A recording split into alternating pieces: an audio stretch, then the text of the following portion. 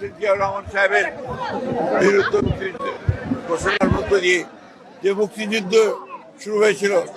সেই মুক্তিযুদ্ধ যখন বিজয়ের একেবারে প্রারম্ভে, সেই সময়ে পাক হানাদার বাহিনীরা তাদের দোসরকে নিয়ে, এই দেশীয় দোসর যারা, তাদেরকে দিয়ে এই দেশের বরেণ্য বুদ্ধিজীবী, শিক্ষাবিদ, সাহিত্যিক, সাংবাদিক, চিকিৎসক, প্রকৌশলী সহ সকল বরেণ্য বুদ্ধিজীবীদেরকে তারা তুলে নিয়ে গিয়ে হত্যা করে। মূল উদ্দেশ্য ছিল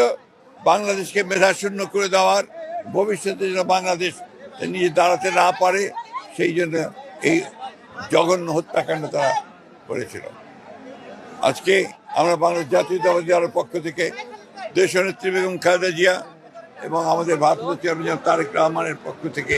আমরা আজকে এখানে সেই সমস্ত দল নিয়ে, আমাদের সংগঠনকে নিয়ে আমরা এসেছিলাম আমাদের শ্রদ্ধা নিবেদন করতে।